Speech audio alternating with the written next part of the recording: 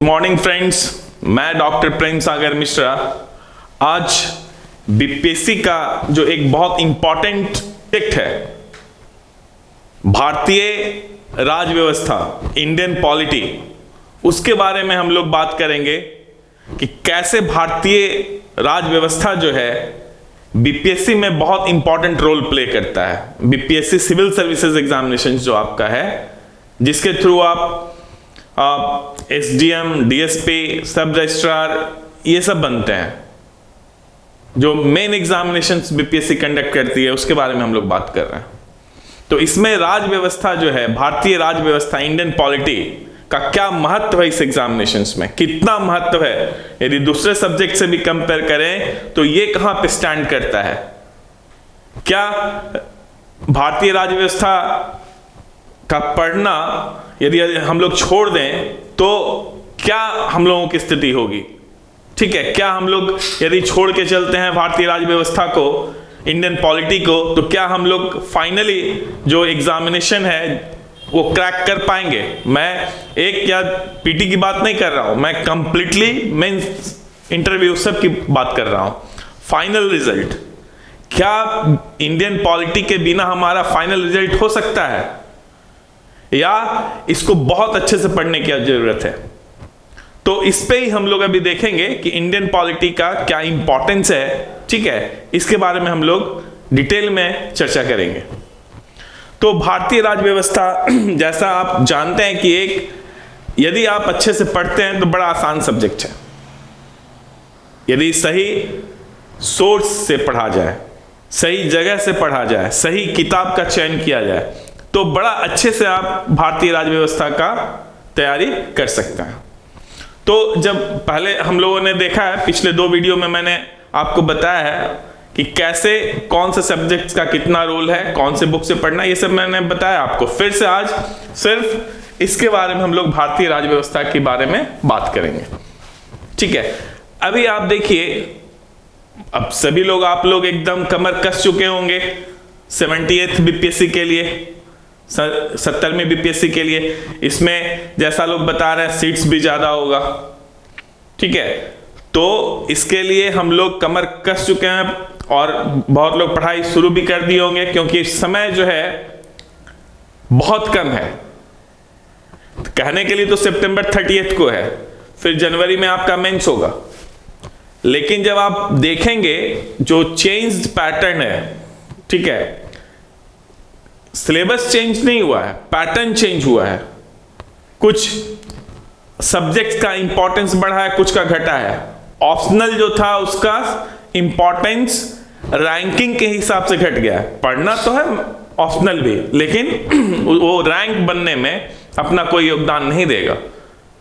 तो मेनली कौन सा आ जाता है उस केस में, आपका जो जनरल स्टडीज है वो बहुत इंपॉर्टेंट रोल प्ले करता है।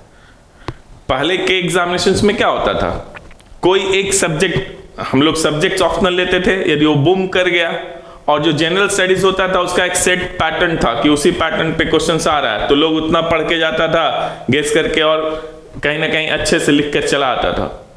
लेकिन आज का जो चेंज सिनेरियो है, इसमें ये पॉसिबल नहीं है कि आप कुछ क्वेश्चंस करके गए और हो गया। नहीं, अभी आपको बड़ा माइन्यूटली डिटेल्ड में जो सब्जेक्ट्स मैं बताने जा रहा हूं उनको तो खास करके बहुत डिटेल्ड में आपको पढ़ना पड़ेगा।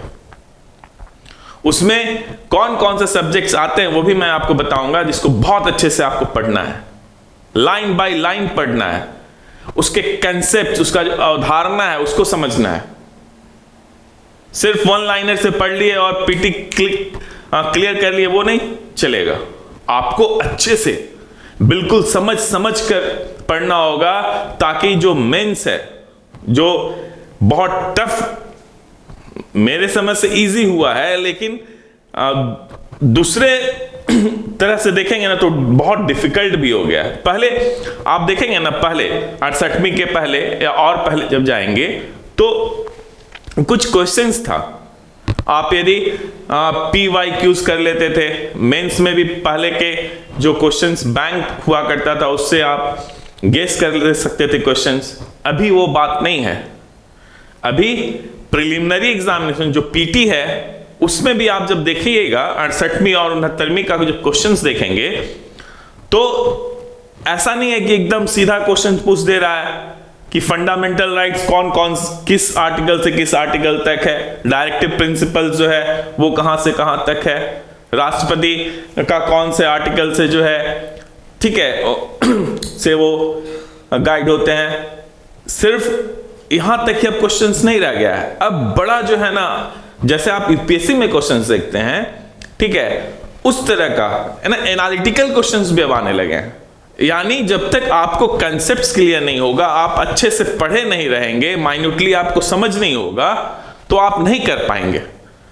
और यही नहीं, आपको पता है पीटी में निगेटिव मार्किंग भी हो गया है 0.33 1/3, तो निगेटिव मार्किंग भी अपना रोल प्ले करेगा। तो मेरा कहना यह है कि आपको पता है 8 सब्जेक्ट्स हैं, है ना, 8 सब्जेक्ट्स आपको पढ़ने हैं प्रिलिमिनरी की तैयारी के लिए, और वो कम होकर जो है कहीं ना कहीं 6-7 सब्जेक्ट हो जाता है आपका मेंस में, कम हो जाता है। और ऑप्शनल तो जो है अब मेंस में पास होना जरूरी है, कंपलसरी है, ठीक है, पास होना जरूरी है, लेकिन आपका मार्क्स कितना ज्यादा लाते हैं उससे अब कोई फर्क नहीं पड़ेगा। मिनिमम कट ऑफ है, उतना आप ले आए, बस आपका काम हो गया। लेकिन उससे कम कट ऑफ जो सेट है उससे कम लाइएगा तो आप उसी समय एग्जामिनेशन से आउट हो जाएंगे। यानी पास होना तो जरूरी है, तो ऑप्शनल भी जरूरी है, लेकिन जो जनरल स्टडीज है वो बहुत इंपॉर्टेंट हो जाता है। वही 900 का जो है, जो 2 पेपर जीएस का है और 1 पेपर एसए का है, तो वो जो है ना बहुत इंपॉर्टेंट रोल प्ले करेगा फ्रेंड्स। और वही आपका जो है ना मेंस में, क्या मेंस आप क्लियर करेंगे या नहीं करेंगे, और फाइनली क्या आपका रैंक होगा, आप किस पोस्ट पे जो है ना, कौन सा पोस्ट आपको मिलेगा, वो डिसाइड आपका मेंस ही करेगा। तो अब बहुत लोग जब आप देखेंगे ना प्रिलिमिनरी एग्जामिनेशंस के बारे में, जब आपको बताएंगे, जब स्ट्रैटेजी बताएंगे, प्लानिंग बताएंगे, तो क्या बताते हैं कि हिस्ट्री पढ़ लो, विज्ञान पढ़ लो, समसामयिकी पढ़ लो, बिहार विशेष पढ़ लो, ये 4 पढ़ लो, इससे 100 से ज्यादा क्वेश्चंस आ जाते हैं। और बाकी का जो है राज व्यवस्था छोड़ दो, भूगोल छोड़ दो, अर्थव्यवस्था छोड़ दो, गणित छोड़ दो, ये 4 पढ़ लो, हो जाएगा। अरे भाई मान लिया ये 4 सब्जेक्ट्स मिलकर 110 क्वेश्चंस भी आ रहे हैं, तो कोई जरूरी है कि आपको 110 का 110 क्वेश्चंस आता रहेगा। विज्ञान तो अपने आप में डिफिकल्ट सब्जेक्ट है, वो कहां से, जो आर्ट्स के स्टूडेंट्स हैं, जो कॉमर्स के स्टूडेंट्स हैं, इवन बहुत साइंस के जो स्टूडेंट्स हैं, जिन्होंने इंटर में ठीक से नहीं पढ़ा होगा, वो भी तो, उनके लिए भी तो साइंस डिफिकल्ट है। तो कहां आप बात कर रहे हैं, भौतिकी है, वहां पे रसायन शास्त्र है, जीव विज्ञान है। तो एकदम स्पष्ट जान लीजिए, जो 8 सब्जेक्ट है, 8 में से आप गणित, हम कह रहे हैं चूंकि गणित डिफिकल्ट हो जाता है, आप कितना भी पढ़ के जाएंगे तो वहां तक नहीं पहुंच पाएंगे। 10 क्वेश्चंस आता है तो मैं कहता हूं कि ठीक है, वो टाइम कोई दूसरे सब्जेक्ट पे आप दे दो, गणित को छोड़ दो। 140 में कम से कम तैयारी आप बहुत अच्छे से रखो, ताकि हमारा जो हम जो भी है पीटी हम आराम से क्वालिफाई कर जाए। बिना अभी हम आपको बताएंगे कि कोई भी सब्जेक्ट, लोग कहते हैं कि आप भारतीय राज व्यवस्था छोड़ दो, भूगोल छोड़ दो, भारतीय अर्थव्यवस्था छोड़ दो। अरे भाई ये तीनों तो सबसे ज्यादा इंपॉर्टेंट रोल प्ले करने वाला है मेंस में, की प्लेयर है। यदि आप ये छोड़ देंगे तो आप समझिए आउट हो गए एग्जामिनेशन से, आप पास ही नहीं हो पाएंगे। और समय कम है, 6 मंथ पीटी में है, और मान लिया जनवरी में आपका जो है लगभग 10 मंथ आपका मेंस में है, लेकिन फिर भी मैं कह रहा हूं टाइम कम है। यानी अभी से एकदम बहुत अच्छे से पढ़ना है। यदि सच में, देखिए आप, यदि आपने सच में सोचा है कि मुझे क्रैक करना है, देखिए ये जो तैयारी है ना बीपीएससी का, लोग बहुत सारे पर्पस से करते हैं। एक जो है ना चला जाता है पटना, जैसे सहरसा का है या गया कहीं के भी है, और चल गए पटना, क्या कर रहे हैं भैया, तो हम बीपीएससी का तैयारी कर रहे हैं, और इसी बीच में वो अपना शादी कर लेता है कि बीपीएससी का तैयारी हम कर रहे हैं। ठीक है, यानी उसका पर्पस है कि चलो मेरा शादी हो जाए। या दोस्तों को दिखाना है, रिलेटिव्स को दिखाना है, कहाँ है भैया बबुआ, तो बीपीएससी का तैयारी करने में लगा हुआ है। अरे भैया क्या कर रहा है, तो बीपीएससी का तैयारी कर रहा है। तो ये करना है तब तो ठीक है, लेकिन आप यदि सच में सीरियसली चाहते हैं कि मैं इस एग्जाम को क्रैक करूं, तो अब आपके पास टाइम नहीं है। आप अभी से एकदम सुबह में 10 मिनट, मतलब आप आधा घंटा सुबह में एकदम फास्ट वॉकिंग कीजिए और उसी समय सारा सोचिए कि हाँ ऐसे पढ़ना है, ऐसे पढ़ना है, मैंने ये पढ़ा है आज, क्या क्या पढ़ा है। मतलब फास्ट वॉकिंग के टाइम में आप सोचिए, प्लानिंग कीजिए और आप अपने आप से बात कीजिए कि हाँ मुझे इस तरह से पढ़ना है, ऐसे करना है, ठीक है। तो देखिए आप मतलब एकदम ये आने वाला जो 10 मंथ है, ठीक है, और फाइनली आप मान लीजिए फाइनल रिजल्ट आते आते जो 1 साल 1.25 साल जो लगेगा, तब तक एकदम जुनूनी आप हो जाइए। मतलब मुझे बीपीएससी के अलावा कुछ दूसरा, मतलब जैसे अर्जुन मछली का आंख देख रहा था ना, वैसे आप सिर्फ बीपीएससी को देखिए, दूसरा कुछ मत देखिए, और फिर आप देखिए आपका एकदम हो जाएगा। कितने भी लोग क्यों नहीं तैयारी में लगे हुए हो, आपको तो एक ही सीट चाहिए, एकदम डेफिनेटली आपको मिल जाएगा।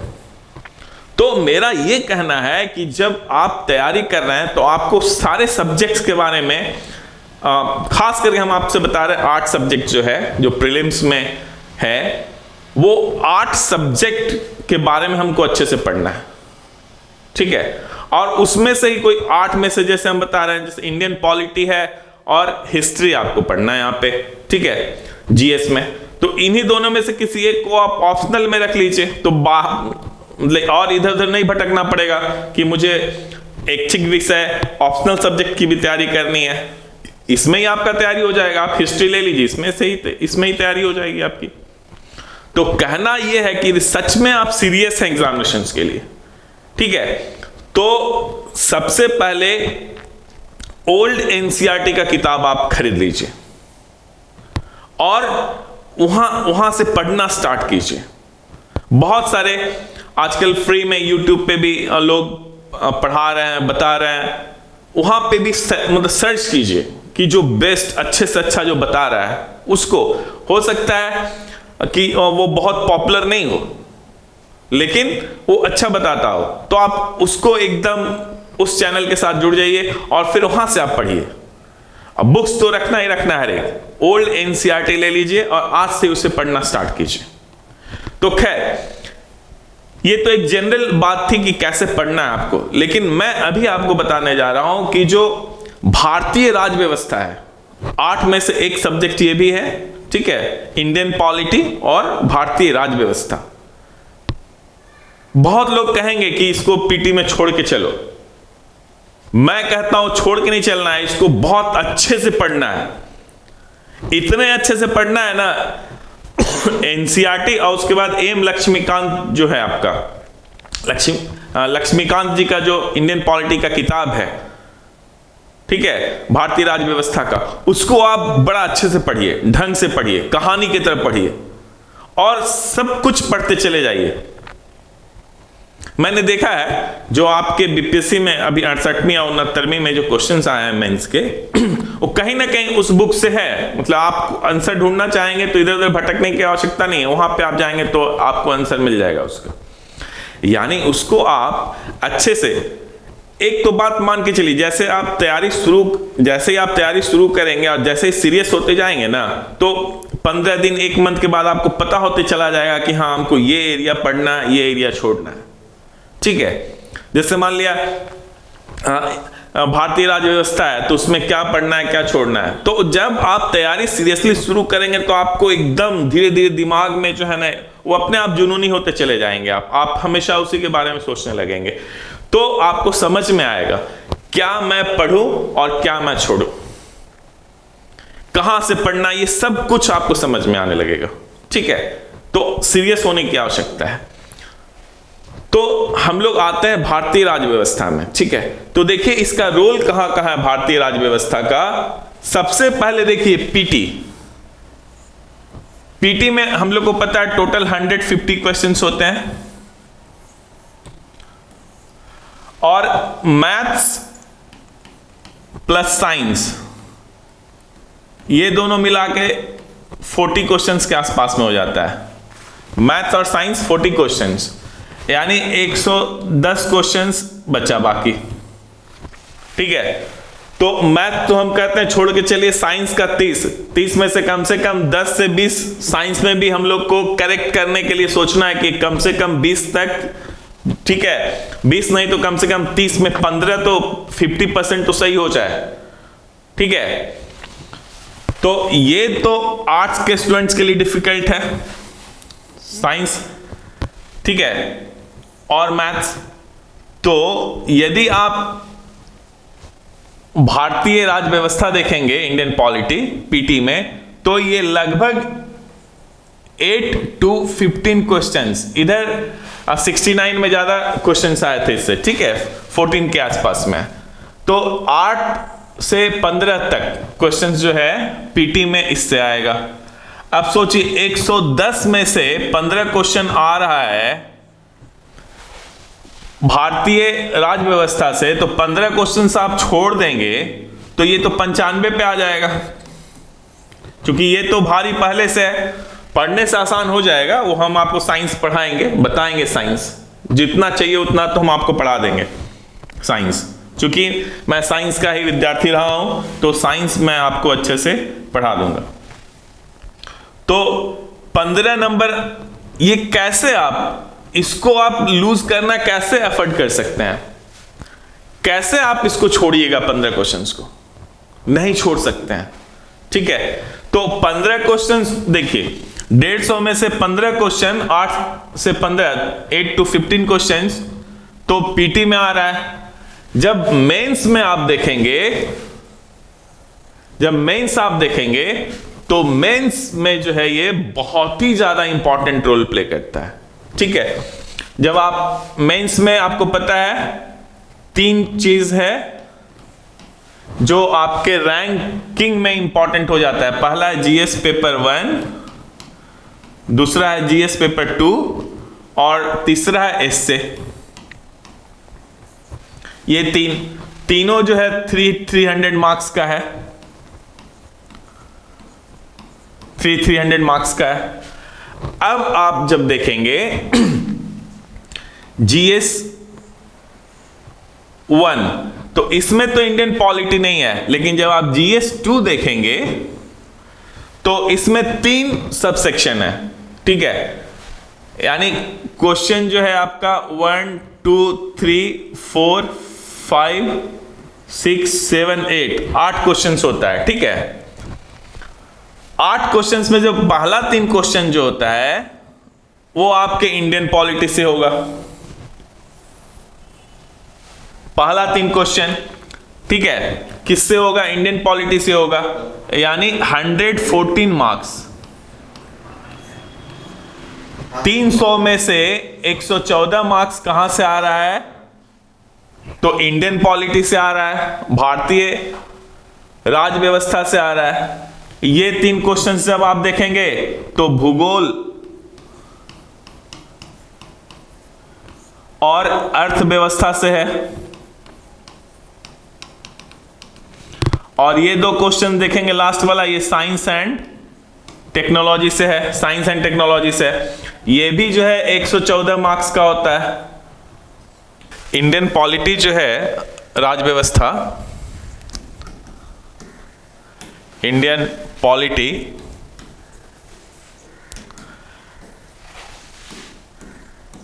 पीटी में जो है कितना? 8 to 15। और जब आप मेंस में जब देखेंगे, आप मेंस में आ जाइए, तो मेंस में ये 114 मार्क्स एकदम डायरेक्ट आपको मार्क्स दे रहा है ये। और पेपर 2, जीएस पेपर 2 जो है मेंस का पेपर 2, इसका जो पहला सेक्शन है वो कंप्लीटली इंडियन पॉलिटी है, ठीक है। आप फर्स्ट क्वेश्चंस जो है आप देखेंगे, इसमें शॉर्ट नोट्स लिखना रहता है। क्या लिखना रहता है? Short notes. 50 to 60 वर्ड्स में आप लिख सकते हैं इसको, शॉर्ट नोट्स को। और इसमें जब आप देखेंगे तो 5 सब क्वेश्चंस होगा, ए बी सी डी और ई। ये 8 मार्क्स का होगा, ये 8 मार्क्स 7 और 7, यानी टोटल जो है ये 38 मार्क्स का होगा क्वेश्चन नंबर 1। और ये कंप्लीटली जो है इसमें जो है सारे क्वेश्चंस भारतीय राज व्यवस्था यानी इंडियन पॉलिटी का होगा। अच्छा, यहां पे जब आप देखेंगे कोई ऑप्शन नहीं है, ये 5 के 5 आपको जो है ना आंसर करने हैं। और बहुत हद तक आप देखेंगे कि कुछ क्वेश्चन जो है ना एकदम करंट नेचर का होगा। करंट नेचर का जैसे मान लिया अभी आप देखिए चंडीगढ़ में मेयर का इलेक्शन था, उसमें कुछ गड़बड़ी हो गया, तो ऑनरेबल सुप्रीम कोर्ट जो है, जो हमारे माननीय शीर्ष कोर्ट जो है सुप्रीम कोर्ट, वहां पे गया और फिर सुप्रीम कोर्ट जो है ऑनरेबल सुप्रीम कोर्ट ने जो पहले वाला था इलेक्शन, उसको जो पहले जो मेयर बना था उसको रद्द करते हुए नए मेयर का वहां पे श्री कुलदीप कुमार को मेयर बनाया। और ये डिसीजन सुप्रीम कोर्ट ने, मतलब ये फर्स्ट टाइम हुआ इतिहास में कि ऑनरेबल सुप्रीम कोर्ट जो है रिजल्ट डिक्लेयर कर रहा है इलेक्शन का। तो अब यहां से क्वेश्चंस आपके इंडियन पॉलिटी में आ सकता है कि कौन सा आर्टिकल के अंतर्गत जो है ऑनरेबल सुप्रीम कोर्ट ने ऐसा डिसीजन दिया, ठीक है।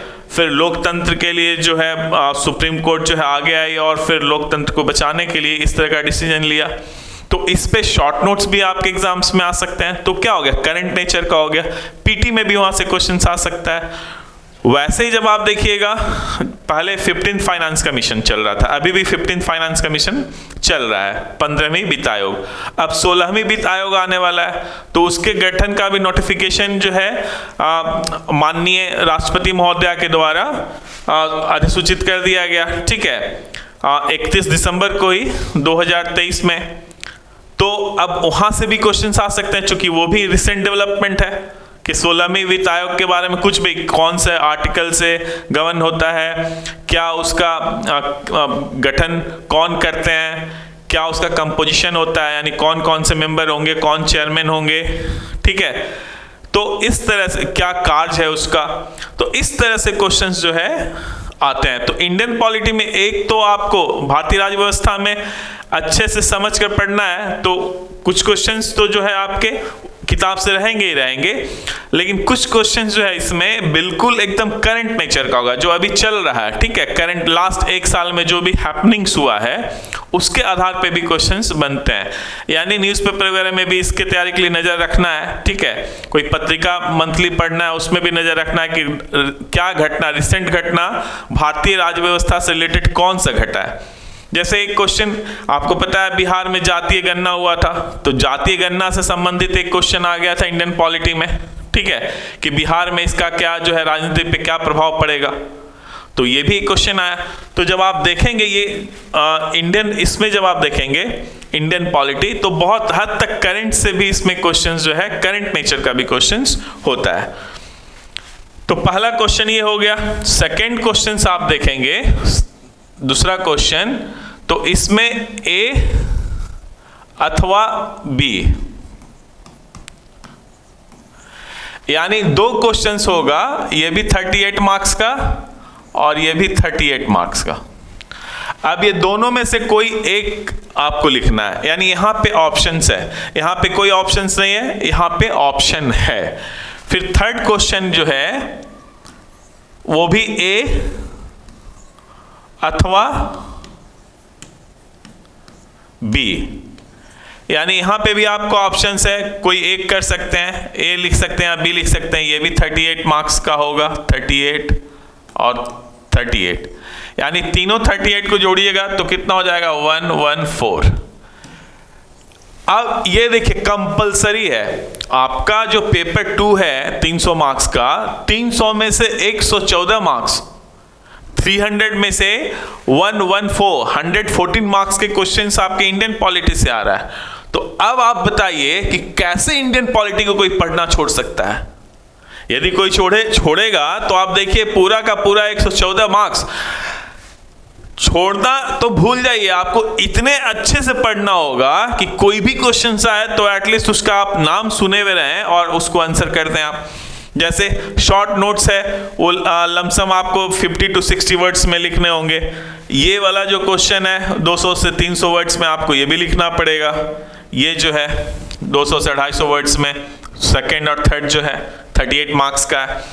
तो आप देखिए इंपॉर्टेंस, देखिए राजनीति राज व्यवस्था का, आप देखिए महत्व। एक तो ये रोल प्ले कर रहा था, पीटी में 8 से 15 क्वेश्चंस दे रहा है। मान लिया किसी का साइंस कमजोर है, वो ये पढ़ के जाता है तो ये तो 8 से 15 आपको दे रहा है। दूसरा, मेंस में तो बिल्कुल ठीक है, मेंस में 114 नंबर का पेपर 2 जीएस जो है एकदम यहीं से आएगा और रैंक बनाने में हेल्प करता है, यानी रैंक इससे से बनता है। जीएस जनरल स्टडीज पेपर से, पेपर 1, 2 और निबंध से बनता है। दूसरा, आप यदि अच्छे से पढ़े हुए हैं, ठीक है, आप अच्छे से तैयारी किए हुए हैं यदि भारतीय राज्य व्यवस्था का, इंडियन पॉलिटी का, तो जो एस्से सेक्शन है, एस्से जो आपका है एक पेपर ठीक है, एस्से जो है 300 मार्क्स का, इसमें से 100 मार्क्स कहीं ना कहीं हो सकता है कि इस तरह का एस्से पूछे जो करंट नेचर का होगा और राज्य व्यवस्था से, इंडियन पॉलिटी से रिलेटेड होगा। तो कहीं ना कहीं ये फिर आपको एस्से में लिखने में भी मदद कर रहा है। ठीक है, पेपर 1 में समसामयिकी है, जीएस पेपर 1 में क्या है, करंट अफेयर्स है, नेशनल और एंड इंटरनेशनल अफेयर, मतलब कि इंपॉर्टेंस का। तो आप वहां पे जब देखेंगे तो वहां पे भी इंपॉर्टेंस इसका हो जाता है, बहुत इंपॉर्टेंट रोल प्ले करता है ये आपका। ठीक है, तो ये पेपर 1 में कहीं ना कहीं थोड़ा रोल प्ले कर रहा है। आप एस्से लिखने में आप देखिएगा, एस्से में भी बहुत इंपॉर्टेंट रोल प्ले कर रहा है। राजनीतिक शास्त्र जो है, राज्य व्यवस्था जो है, यदि आप, तो ये जो है क्वेश्चन नंबर 1 भी आपका जो है इंडियन पॉलिटी से है, 2 भी इंडियन पॉलिटी से है और 3rd भी इंडियन पॉलिटी से है। तो ये बहुत इंपॉर्टेंट रोल अपने आप में प्ले करता है। ठीक है, और कहाँ पे हेल्प कर रहा है, एस्से राइटिंग में। ठीक है, एस्से राइटिंग में भी हेल्प करता है। यदि हो सकता है कि कोई एक 3 एस्से, टोटल 12 में से 3 लिखना रहता है, तो हो सकता है कि एक एस्से आपका इंडियन पॉलिटी से रिलेटेड, भारतीय राज्य व्यवस्था से रिलेटेड आ जाए। ठीक है, तो आप उसको आराम से लिख पाएंगे। तो उसके बाद देखिए यहाँ तो इंपॉर्टेंस हो ही गया, 114 मार्क्स का डायरेक्ट है और फिर इनडायरेक्टली कुछ है। ठीक है, नेक्स्ट जब आप इंटरव्यू में जाएंगे तो इंटरव्यू में भी जो करंट से रिलेटेड होगा, ठीक है, करंट में मान लिया कोई घटना घट गया, कुछ भारतीय राज्य व्यवस्था, इंडियन पॉलिटी से संबंधित कुछ न्यूज आ गया, तो इंटरव्यू में भी जो है ना आपके क्वेश्चंस वहां से पूछे जा सकते हैं। तो यदि आप प्रिपेयर्ड हैं, अच्छे से प्रिपेयर्ड हैं, तो बड़ा एकदम कॉन्फिडेंटली आप आंसर कर पाएंगे। तो वहां पे भी कहीं ना कहीं आपका एक एज आपको मिलेगा, कहीं ना कहीं अच्छा इंटरव्यू आपका होगा और वहां पे भी एडिशनल मार्क्स आपको मिल सकते हैं। तो जब आप देखिएगा इंडियन पॉलिटी, भारतीय राज्य व्यवस्था, तो ये अपने आप में बहुत इंपॉर्टेंट सब्जेक्ट हो जाता है। ठीक है, क्योंकि देखिए इंपॉर्टेंट क्या है, 2 जीएस का पेपर है, पेपर 1, पेपर 2। तो पेपर 1 में जो करंट अफेयर से जो क्वेश्चंस आते हैं, समसामयिकी से जो क्वेश्चंस आते हैं, वहां पे हो सकता है आ जाए। दूसरा जो पेपर 2 है, वो तो ये क्वेश्चन नंबर 1, 2, 3 ये इंडियन पॉलिटी से ही आना है, भारतीय राज्य व्यवस्था से ही आना है। तो पहला इंपॉर्टेंस यहाँ पे देखिए, ये आपको दे रहा है एज, यानी यदि आप अच्छे से पढ़े हुए हैं, देखिए इंडियन पॉलिटी का क्वेश्चन का आंसर आप अब तभी कर पाएंगे जब आप अच्छे से पढ़े हुए हैं। ठीक है, समझ कर पढ़े हुए हैं। 1 लाइनर से यदि पढ़ के जाइएगा तो आप पीटी का भी आंसर आप नहीं कर पाएंगे इंडियन पॉलिटी में। तो अच्छे से ओल्ड एनसीईआरटी किताब उठाइए, उससे पढ़िए, लक्ष्मीकांत जी का किताब है उससे पढ़िए, या फिर कोई आपको कोई मार्केट में अच्छा किताब मिल जाता है, आपको लगता है कि हमारे लिए इजी लैंग्वेज वाला है, तो आप उससे भी पढ़ सकते हैं। लेकिन लक्ष्मीकांत जी का किताब जो है सबसे अच्छा रहेगा और एनसीईआरटी से पढ़ लीजिए, लेकिन अच्छे से पढ़िए, क्योंकि अब पीटी में भी जो 15 क्वेश्चंस के लमसम जो आ रहा है, वो भी डायरेक्ट क्वेश्चंस नहीं होगा। ठीक है, कहीं ना कहीं वो आपके कंसेप्ट को चेक करेगा, नॉलेज को चेक करता हुआ होगा। तो इसलिए समझ के पढ़ना होगा। यदि आप इसको समझ के पढ़ें तो पीटी में 15 तक आ रहा है आपका, ठीक है, 15 तक आ रहा है, ठीक है। उसके बाद मेंस एकदम 114 नंबर, कितना भी तो कम से कम 70 तक तो आएगा ना, अच्छे से पढ़ के जाइएगा। तो परेशानी यहीं पे है कि ऑप्शंस बहुत कम हो गया है, तो यदि आप नहीं पढ़े हुए तो क्वेश्चंस आपके छूट जाएंगे। ऑप्शंस तो है नहीं कि कोई दूसरा आंसर कर लीजिएगा। तो आप यदि प्लान कर रहे हैं कि हम सेलेक्टिव पढ़ेंगे इंडियन पॉलिटी, भारतीय अर्थ राज्य व्यवस्था हम सेलेक्टिवली पढ़ेंगे, एकदम छांट छांट के पढ़ेंगे, तो वो संभव नहीं है। आपको अच्छे से पढ़ना होगा और वो एरिया जहां से क्वेश्चंस आते हैं जो करंट में चल रहा है, ठीक है। अभी जैसे लोकसभा का इलेक्शन होने वाला है, तो अगला एग्जाम में जो है ना लोकसभा से संबंधित क्वेश्चंस आपको मिलेगा। मेयर वाला चंडीगढ़ में मेयर का इलेक्शन जो हुआ उससे क्वेश्चंस आपको मिल सकता है, फाइनेंस कमीशन से हो सकता है क्वेश्चंस, ठीक है, वित्त आयोग से। तो और इसी तरह से जब आप अच्छा कोई न्यूज़पेपर पढ़ते हैं, मैगजीन्स पढ़ते हैं, तो आपको पता होते रहेगा कि क्या घटना घट रहा है। आपको जो है ना सिर्फ पिन पॉइंट कर लेना है कि हाँ ये जो है ना ये राज व्यवस्था से संबंधित है, और उसको डायरी में नोट कर लीजिए। फिर उससे संबंधित जाइए आप लक्ष्मीकांत की किताब में, हाँ फाइन ये वाला न्यूज में चल रहा है, उससे संबंधित सब कुछ पढ़ लीजिए। तो इस तरह से आपको पढ़ना पड़ेगा। आपको एकदम जो है ना एकदम कीन ऑब्जर्वर होना पड़ेगा। जब न्यूज़पेपर या मैगजीन पढ़ रहे हैं तो एकदम आपको छांटना आना चाहिए कि हाँ ये जो है भारतीय राज्य व्यवस्था से रिलेटेड है, ये जो है भारतीय अर्थव्यवस्था से रिलेटेड है, ठीक है, ये भूगोल से रिलेटेड है, ठीक है, ये साइंस एंड टेक्नोलॉजी विज्ञान एवं प्रौद्योगिकी से रिलेटेड है। तो ये छांटना आपको आना चाहिए। जब आप पढ़ रहे हैं समसामयिकी तो ये आपको छांटना आना चाहिए। तो वहाँ से आप भारतीय राज्य व्यवस्था का जो भी है वो छांट लीजिए। उसके बाद आप किताब में जाइए, वहाँ पे पढ़िए, रिलेट कीजिए। इससे क्या होगा ना, आपका जो है ना नॉलेज भी बढ़ता जाएगा और इन डेप्थ गहराई वाला जो ज्ञान होता है ना वो आप में आते जाएगा। तो आप देखिएगा कि बड़ा आराम से ये भी मार्क्स लेकर आ रहे हैं, यानी पीटी में आप कंफर्टेबली पास हो जाइएगा। मेंस में भी अच्छा खासा क्वेश्चन यहाँ से आ रहा है जो आप आराम से पढ़ पाएंगे, क्योंकि आप सोचिए 900 में इसका 50% कोई लेके आता है ना 450 मार्क्स, तो एकदम कंफर्टेबली वो जो है ना फाइनल क्लियर करने के पोजीशन में आ जाता है। यानी डिफिकल्ट तो है ना।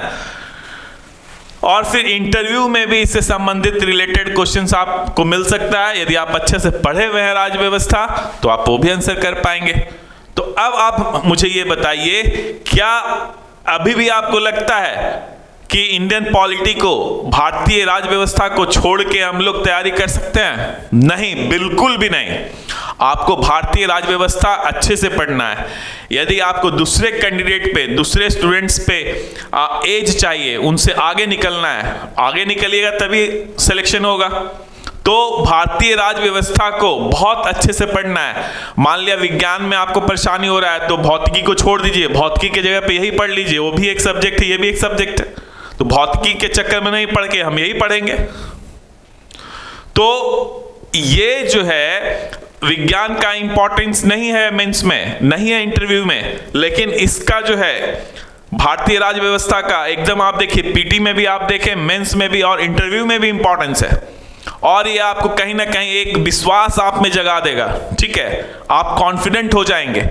तो इस तरह से आप देखिएगा भारतीय राज्य व्यवस्था का बहुत ज़्यादा इंपॉर्टेंस है। और हम आपसे कहेंगे बहुत इधर उधर भटकने की आवश्यकता नहीं है। ओल्ड एनसीईआरटी खरीद लीजिए, पटना में मिल जाएगा, अशोक राजपथ में जाइएगा या कहीं पे भी मांगेगा, ये ले लीजिए। और लक्ष्मीकांत जी का जो किताब है वो ले लीजिए दूसरा, और इधर उधर भटकने की आवश्यकता नहीं है। और इसको हर एक दिन पढ़िए, अपना जो भी टाइम टेबल बनाना है बना लीजिए। कहिएगा तो एक दिन हम लोग टाइम टेबल पे भी डिस्कशन कर लेंगे, लेकिन टाइम टेबल बना लीजिए और इसको पढ़ना स्टार्ट कर दीजिए और स्टार्ट यहीं से कीजिए। ये इजी सब्जेक्ट है तो पढ़ने में मज़ा आएगा। आप थोड़ा धीरे धीरे जो है ना आप बीपीएससी की तरफ खींचे चले जाएंगे। यदि शुरू में ही आप कोई भारी सब्जेक्ट ले लीजिएगा तो आपको भगा देगा, ठीक है। लेकिन आप आसान सब्जेक्ट से पढ़ना शुरू करेंगे तो कहीं ना कहीं आपको अट्रैक्ट करेगा, आकर्षित करेगा और इस तरह से धीरे धीरे आप जो है बीपीएससी के नज़दीक और नज़दीक पहुंचते जाएंगे। और फाइनली यदि आपकी तैयारी अच्छी हुई रही और भगवान ने चाहा तो आप श्योर बीपीएससी अच्छे मार्क्स से क्रैक करेंगे, अच्छे रैंक से क्रैक करेंगे और जो आप चाहते हैं वो बन पाएंगे। तो चलिए इसके साथ हम लोग क्लोज करते हैं इस डिस्कशन को। बहुत बहुत धन्यवाद।